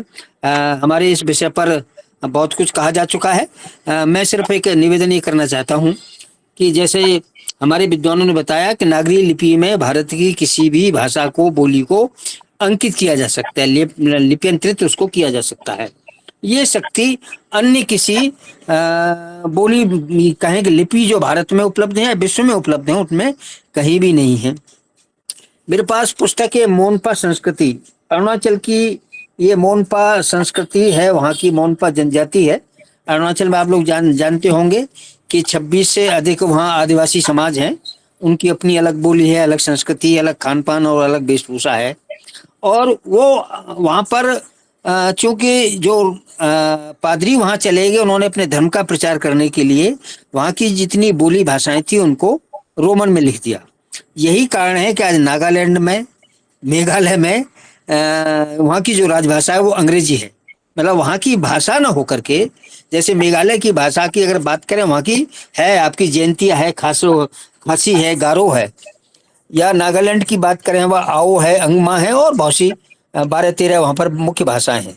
उनको सब रोमन में लिख रहे हैं। अरुणाचल की भी बहुत सी बोली भाषाओं को रोमन में लिखा गया, तो वह कारण रहा कि वो जो शेष भारत में नहीं पहुंच पाई, हम नहीं उसको समझ पाए। जब नागरी लिपि परिषद ने ये प्रयास किया, हमने वहाँ कार्यक्रम ईटानगर में 2 बार किया, उसके बाद हमने मणिपुर में किया, त्रिपुरा में किया, मिजोरम में किया, मेघालय में किया, नागालैंड में किया, असम में भी पिछले दिनों करके आए थे, अभी हमने केरल में किया पिछले साल। तो हमारा कहना यह है कि जहाँ की बोली भाषा भी लिपिबद्ध नहीं है तो उनको नागरी लिपि में आसानी से लिपिबद्ध किया जा सकता है। और उसका उदाहरण ये है, ये मोनपा वहाँ की संस्कृति है। ये डॉक्टर सोनम बांगमू है, वहाँ की हिंदी विभागाध्यक्ष एक महिला महाविद्यालय में। तो उनको हमने कहा कि भाई आपकी जो संस्कृति है मोनपा, ये बौद्धिस्ट एक संस्कृति है जो बौद्ध धर्म को मानते हैं। तो हमने कहा भाई आप अपनी संस्कृति के बारे में लिखिएगा। तो सौभाग्य से उन्होंने पीएचडी की हिंदी में जवाहरलाल नेहरू विश्वविद्यालय से, और उनको हमारी बात समझ में आ गई। उन्होंने मोनपा जो उनकी जनजाति है उसकी संस्कृति को और वहाँ की जो लोक भाषाएं है उनका जो लोक साहित्य उसको नागरी लिपि में प्रस्तुत किया। अब नागरी लिपि में जब प्रस्तुत कर दिया तो ये एक भारत का कोई भी नागरिक इसको आसानी से पढ़ सकता है, जान सकता है कि मोनपा जो आदिवासी है उसकी संस्कृति किस प्रकार की है, किस प्रकार के खान पान है, किस प्रकार की वेशभूषा है, किस तरह की रीति रिवाज है। अगर ये नागरी लिपि में नहीं होती तो शेष भारत उसको नहीं जान पाता। और नागरी लिपि जो है सिर्फ हिंदी की भाषा नहीं है, हम भूल जाते हैं, हम हिंदी की बात करते हैं। नागरी लिपि तो जो संविधान में 22 हमारी जो बोली भाषाएं हैं, संविधान ने जो अष्टम अनुसूची उसमें दिखाई गई है उसमें से 12 भाषाओं की लिपि है नागरी लिपि, अकेले हिंदी की नहीं है। हम हिंदी की बात नहीं करते, हम समस्त भारतीय भाषाओं की बात करते हैं। पहले कश्मीरी को फारसी लिपि में लिखा जाता था, सबसे पहले शारदा में लिखा जाता था, फिर वहाँ धर्म परिवर्तन हुए तो उन्होंने फारसी में लिखना शुरू किया। हमारे वहाँ जो मित्र बैठे हुए हैं और हमने नागरी लिपि परिषद ने कश्मीरी प्रवेश का प्रकाशित की तो उन्होंने अब कश्मीरी को नागरी लिपि में लिखना शुरू कर दिया है। इसी प्रकार सिंधी जो भाषा है जो पाकिस्तान के कराची इसमें बोली जाती है और कुछ हमारे राजस्थान में, गुजरात में, महाराष्ट्र में बोली जाती है, वो पहले फारसी लिपि में लिखी जाती थी। तो हम लोगों के प्रयास से उसको अब नागरी लिपि में भी लिखना शुरू कर दिया है। आप लोग जानते हैं कि डोगरी लिपि नागरी लिपि में लिखी जाती है, मराठी लिखी जाती है, कोंकणी लिखी जाती है, संथाली लिखी जाती है, नेपाली लिखी जाती है, मैथिली लिखी जाती है, संस्कृत लिखी जाती है, हिंदी हमारी है ही है। तो इस प्रकार ये 12 लिपियां हैं 22 में से जो नागरी लिपि में लिखी जाती है। और जो नहीं लिखी गई हैं उनके लिए हमारा प्रयास ये है कि भाई आप इसको अगर नागरी लिपि में लिखेंगे तो आपकी ये भाषा, आपकी जो संस्कृति है वो सुरक्षित हो सकेगी इस लिपि के माध्यम से। अन्यथा क्या होगा कि जो हमारा लोक साहित्य है, उदाहरण के लिए जो हमारी जनजातीय लोकगीत हैं, लोक गाथाएं हैं, लोक कथाएं हैं, लोक प्रहेलिकाएं हैं, लोक खेल हैं, वहाँ पर उनकी जो भाषा है, उनकी संस्कृति है, वो उनके साथ चली जाएगी क्योंकि हमने उसको लिपिबद्ध नहीं किया। हमारा कहना यह है कि यदि उसको लिपिबद्ध करेंगे तो लिपिबद्ध को करने से वो जो है सुरक्षित हो जाएगी, वो अगली पीढ़ी तक पहुंच जाएगी। मैं जब आकाशवाणी में था तो हमारी ओर से हम प्रयास रहते, जैसे मैं जब शिमला आकाशवाणी में था तो वहाँ की हम जो 12 भाषाएं हैं जिसमें लाहौली, स्पीति, जिसमें आपकी कांगड़ी है, सिरमौरी है, नाहनी है, ये सब को हम कुल्लवी भाषा है उसको हम नागरी लिपि में लिखवाते थे। जबकि ये बोली जाती हैं, कहीं उनकी पत्रिका नहीं प्रकाशित होती, कोई किताब नहीं छपती इनकी, लेकिन हमने प्रयास करके उनको नागरी लिपि में लिखवाते थे कि भाई आप लिख करके लाइएगा, तभी आप इसको जो लिख के लाएंगे वही आप रेडियो पर बोलेंगे, आप अपनी ओर से नहीं बोलेंगे। इसी प्रकार जो हमारी विभिन्न अब 173 बोली भाषाओं को हम प्रसारित करते हैं कार्यक्रम आकाशवाणी के माध्यम से, श्रीनगर से लेकर के चेन्नई तक और चेन्नई से लेकर के आपके कोहिमा तक, इम्फाल तक, अगरतला तक, सभी में हम प्रसारण करते हैं। और जैसे अभी शायद आपको जानकारी होगी कि जब गृह मंत्री जी ने पिछले दिनों जब राष्ट्रपति को अपनी राजभाषा संसदीय समिति की रिपोर्ट प्रस्तुत की थी तो उन्होंने ये स्पष्ट किया था कि पूर्वोत्तर की 9 भाषाओं ने नागरी लिपि को अंगीकार कर लिया है पहले, जबकि वो देवनागरी लिपि में लिखी जा रही थी। तो ये प्रयास है सरकार का और हमारी जैसी संस्थाओं का, केंद्रीय हिंदी संस्थान का, केंद्रीय हिंदी निदेशालय का, उनके सहयोग से अब जो है नागरी लिपि का प्रचलन बढ़ने लगे हैं। लोग अब नागरी लिपि का महत्व स्वीकार करने लगे हैं। एक त्रिपुरा की भाषा काकबरक, अब उसको काकबरक को कुछ लोग जो वहाँ के अन्य धर्मावलंबी हैं वो उसको रोमन में लिखते हैं, रोमन में अब तक लिखते रहे। और बाकी चूंकि वो 3 तरफ से बांग्लादेश से घिरा हुआ है तो बांग्ला लिपि में लिखा जा रहा है। हमारे जो वहाँ मित्र हैं वहाँ एमएलए भी रहे हैं डॉक्टर अतुल देव बर्मन, उन्होंने प्रयास किया और अब काकभरक भाषा को अब नागरी लिपि में भी लिखा जा रहा है। उन्होंने श्रीमद् भागवत का काकभरक भाषा में अनुवाद किया, वो नागरी लिपि में प्रकाशित कराया। तो ये छोटे छोटे प्रयास हैं। इन छोटे छोटे प्रयासों के माध्यम से नागरी लिपि अब देश देशांतर में अपना झंडा ऊंचा कर रही है, अपना परचम फहराई है। आप जैसे जो मित्र लोग हैं जो इस हमारे इस मंच से जुड़े हुए हैं, उससे हमारा उत्साहवर्धन होता है और हमें लगता है कि हमारा कार्य सही दिशा में है। और आप लोगों से भी हम अपेक्षा ये करते हैं कि हमारे जो नई पीढ़ी है वो चाहे अंग्रेजी सीखे, अंग्रेजी माध्यम के विद्यालय में पढ़े, हमें कोई आपत्ति नहीं, पढ़े, अच्छी बात है। ज्ञान जहाँ से भी मिले, जिस भी भाषा में मिले, जिस भी लिपि में मिले, आप लिखिएगा। लेकिन जो हमारी अपनी भाषा है, जो अपनी लिपि है, हम उसको न भूलें, उसको जानना बहुत जरूरी है। मैं जब तमिलनाडु गया तो चेन्नई में मैंने कहा भाई हमारे लिए महत्वपूर्ण तमिल भाषा है, तमिल लिपि है, हमारे लिए नागरी लिपि और हिंदी नहीं है। लेकिन आज की तारीख में यह है कि तमिलनाडु में तमिल माध्यम स्कूल आपको कहीं लिखने को नहीं मिलेगा, कहीं देखने को नहीं मिलेगा। वहां पर अंग्रेजी माध्यम के स्कूल हैं। आप नागालैंड चले जाइए, चाहे आप कश्मीर चले जाइएगा, सब जगह आपको इंग्लिश मीडियम स्कूल मिलेगा, कहीं आपको कश्मीरी माध्यम स्कूल मिलेगा, कहीं लिखने को नहीं मिलेगा। तो ये स्थिति हमारी हो गई है कि हम अपनी जो भाषा है उसको हम छोड़ते जा रहे हैं और जो 7 समंदर पार की लिपि है उसको हम अंगीकार कर रहे हैं। भाई हमारे देश को आजाद हुए अब 76-77 वर्ष हो गए। इस बीच में भी अगर हम अपनी लिपि को अगर स्वीकार नहीं कर पाते हैं तो देश की एकता को हम कैसे बलवती बनाएंगे? भला सिर्फ मौद्रिक रूप से थोड़ी चलेगा, नौकरी के माध्यम से थोड़ी चलेगा। ये तो देश आध्यात्मिकता का देश है, ये दार्शनिकता का देश है।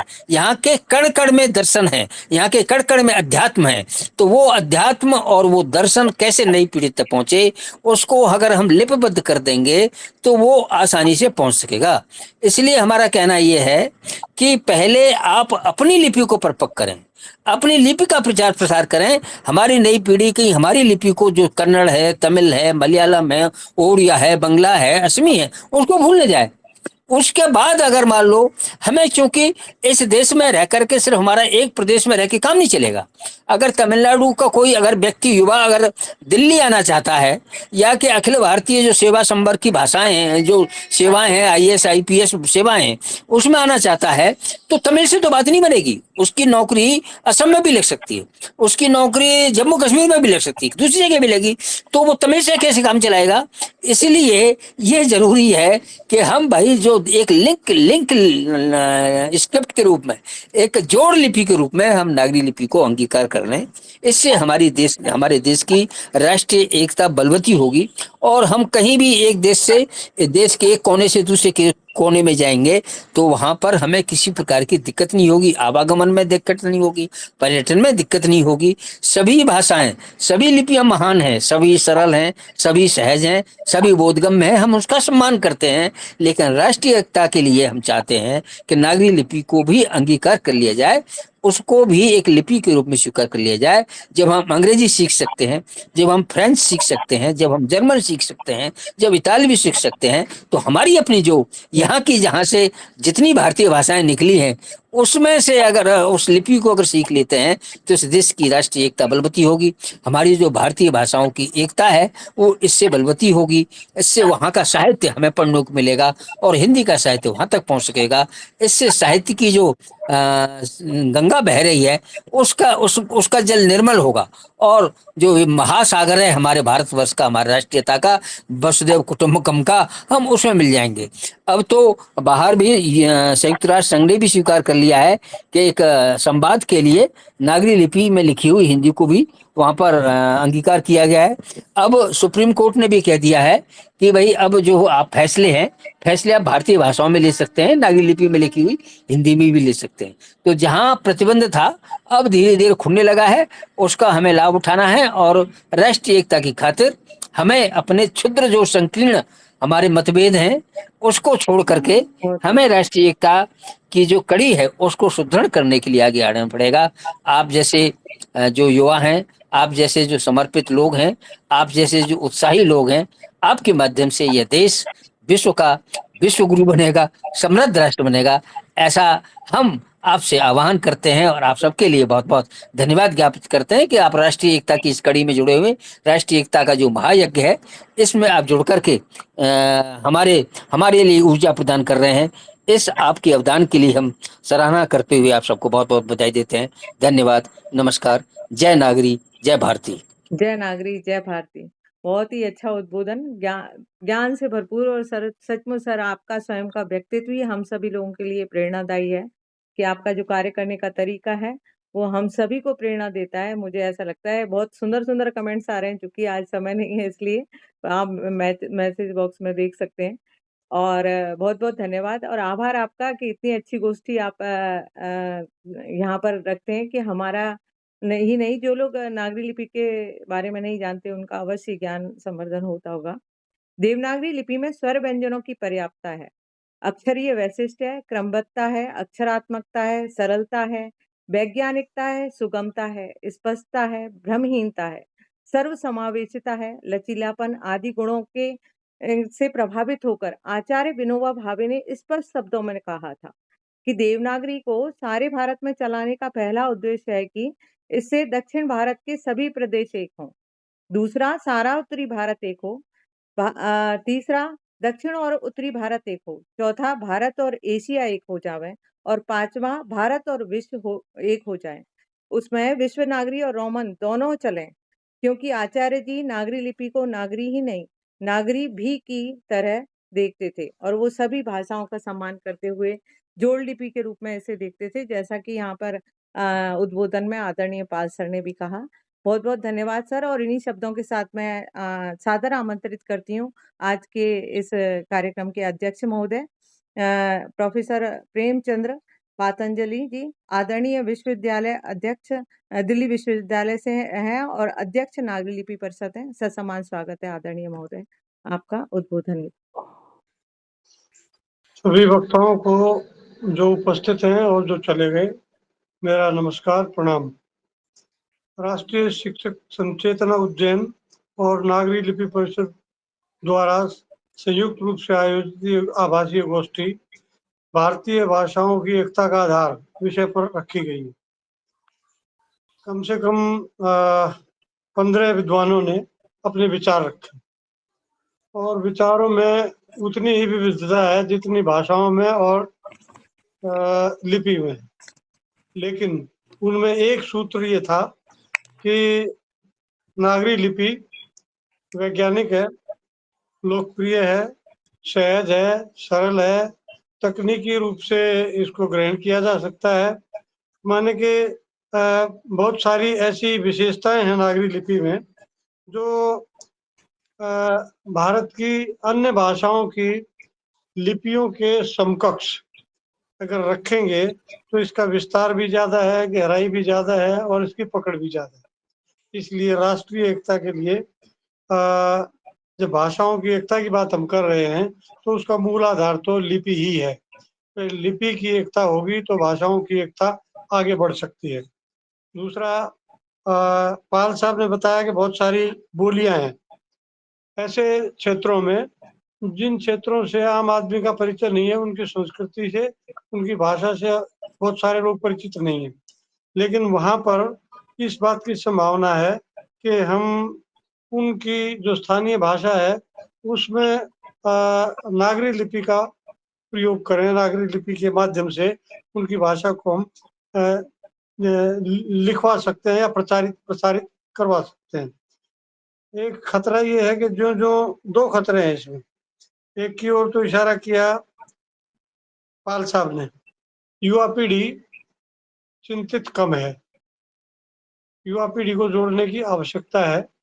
जितने लोग अभी जिन वक्ताओं ने अपने विचार रखे हैं, विचार बहुमूल्य थे और स्थायी प्रभाव वाले थे और भारतीय संस्कृति के मूल्यों को उन्होंने साथ समेटा है। केवल लिपि और भाषा पर बात नहीं की है, ये अच्छी बात है, किंतु जो रोमन का प्रभाव आधुनिक तकनीक, मॉडर्न टेक्नोलॉजी के कारण पड़ रहा है। रोमन का एक तरह से आक्रामक स्थिति है आज के दिन, और उसका सबसे बड़ा प्रभाव जो है या दुष्प्रभाव वो नागरी लिपि पर। इसलिए एक तो इस दुष्प्रभाव से लड़ने की तैयारी हमको करनी चाहिए। हिंदी में मैसेज लिखे जाएं, जो संदेश हम लिखना चाहते हैं वो हिंदी में ज्यादा से ज्यादा लिखे जाएं। युवा पीढ़ी को इसमें जुटाने की आवश्यकता है। अभी तक ये लोग नहीं जुड़ पाए हैं और जोड़ने की आवश्यकता इसलिए पड़ेगी कि भविष्य इनका है, हमारा भविष्य नहीं है, इनका भविष्य है। यही देश को, संस्कृति को, भाषाओं को, साहित्य को और यहाँ तक कि भाषा के माध्यम से जो सांस्कृतिक परिप्रेक्ष्य है उसके प्रचार प्रसार को यही लोग संभालेंगे। एक नई पीढ़ी को तैयार किया जाना चाहिए। उनको इसकी वैज्ञानिकता, इसकी सरलता और इसकी ग्राह्यता आदि गुणों के ऊपर एक तरह से प्रकाश डालते हुए उनको आकर्षित किया जाए। युवा लोगों को उनको जोड़ा जाए इस मुहिम से। मैं इसको मुहिम कहूँगा। मुहिम इसलिए कि कई विद्वानों ने संविधान की बात की, प्रावधान की बात की, अपनी जगह वो सारी चीजें ठीक है। मुझे लगता है कि इधारिया जी ने चर्चा की थी इसकी, वो सब चीजें ठीक है अपनी जगह, लेकिन व्यवहार में हम कहाँ जा रहे हैं, कितना आगे बढ़ रहे हैं, कितना स्थिर है या कितना पीछे चले गए हैं, इसका आकलन करने की भी आवश्यकता है। और इसमें कोई संदेह नहीं है भाई, भाषा का जो आधार है वो तो लिपि है, और भाषिक एकता से सांस्कृतिक एकता आएगी, राष्ट्रीय एकता आएगी। तो हम कहीं न कहीं ठीक दिशा में चल रहे हैं। लेकिन एक तो रोमन का और दूसरा युवा पीढ़ी को जोड़ने का, ये दो तत्व ऐसे हैं जिनके ऊपर विचार करने की आवश्यकता है, बल्कि कार्रवाई करने की आवश्यकता है। इनको किस प्रकार से जोड़ा जाए, किस प्रकार से इनको आकर्षित किया जाए युवा पीढ़ी को, ताकि जितने विद्वानों के पास ये ज्ञान है जो अभी आप लोगों ने इस छोटी सी सेमिनार में प्रदर्शित किया है, इस ज्ञान का संरक्षण ही नहीं, इसका प्रचार प्रसार भी हो जो अगली पीढ़ी करेगी। हम तो अपना काम कर रहे हैं और मैं सभी की सराहना करता हूँ। सबने बहुत गंभीरता से इस गोष्ठी में भाग लिया है, ठोस विचार रखे हैं, ठोस सुझाव रखे हैं और ठीक परिप्रेक्ष्य में इस गोष्ठी का आयोजन प्रभु चौधरी जी के नेतृत्व में हुआ है। उनको मैं साधुवाद देता हूँ, धन्यवाद देता हूँ। और रश्मि चौबे जी ने जिस तरह के सबसे कठिन काम है विद्वानों को समय का अभाव की बात करते हुए समय के प्रभाव की और समय के मूल्य की बात जो है वो आपने समेकित की है। अच्छे तरह से आपने इस गोष्ठी का आयोजन किया है, तो रश्मि जी को भी मैं बधाई देता हूँ। और आगे भी हम अनेक विषयों पर इस तरह के कार्यक्रम आयोजित करें और जिनके विचार पूर्ण रूप से यहाँ पर नहीं प्रकट किए जा सकते हैं या किए जा सके हैं, उनके लिए नागरिक संगम प्रस्तुत है। वो लेख भेज दें और संपादक जी यहाँ बैठे ही हैं, वो उनको देखेंगे, उनको प्रकाशित करेंगे, तो इनका प्रचार प्रसार जो आपके विचारों का वो पूरे देश में और विदेश में भी होगा। आप सब लोगों का बहुत बहुत धन्यवाद। जय भारती, जय नागरी। जय भारती, जय नागरी। बहुत सुंदर उद्बोधन। और सर यहाँ मैं कहना चाहूंगी कि विश्व हिंदी साहित्य सेवा संस्थान मैंने एक अर्जी लगाई कि बच्चों के लिए भी शुरू करें कार्यक्रम, जिससे हम नागरी लिपि और हिंदी और देश की परंपरा और संस्कृति के लिए बच्चों को सिखा सकें। तो अभी 37वीं गोष्ठी थी, आज मैं इससे पहले उसी गोष्ठी में थी, वहाँ की राष्ट्रीय प्रभारी हूँ। वहाँ हम उनको नागरी लिपि लिखना और हिंदी के लिए ये सब विषय रखते हैं, जिससे कि बच्चे सीखें। और जो आप यहाँ उद्बोधन में आपने कहा कि हमारे युवा और बच्चे आगे ले जाएंगे, इसके लिए तो थोड़ा सा प्रयास है, बूंद भर समुद्र में। तो वहाँ नहीं, आप बधाई के पात्र हैं। अभी आप वो काम कर रहे हैं जो बहुत सारे लोग अब नहीं कर पा रहे हैं। धन्यवाद सर। और यहाँ पे कई वरिष्ठ लोग जुड़े थे, उनसे क्षमा प्रार्थी हूँ, आज मुझे रोकना पड़ा। और अगर कुछ वक्ता गायब रहे, अगर वो पहले से कह देते तो हम सभी को ऐसे सहेज लेते कि इस्पाक सर वगैरह जिनका अच्छा उद्बोधन चल रहा था, हमें बीच में रोकना बिल्कुल अच्छा नहीं लग रहा था। तो रश्मि जी गायब नहीं रहे, वो उपस्थित नहीं हो पाए। हाँ सर, सर इस गोष्ठी में नहीं उपस्थित हो पाए, इच्छा मतलब नहीं होगी यही। उनकी भी। ये डॉक्टर पल्लवी पाटिल हैं, अगर हाँ, कुछ वो बोलना बोलना चाहें चाह रही हैं, वो तो अगर क्या नहीं चाहती हैं, अगर अध्यक्ष चाहें तो मैं बुला की सकती बात हूँ। सुनने कोई दिक्कत नहीं है। ठीक है, तो आदरणीय पल्लवी जी, आपका स्वागत पल्लवी है। जी का स्वागत है। संक्षिप्त में आप बोलिए। अपनी बात रख सकती हैं, स्वागत है आपका।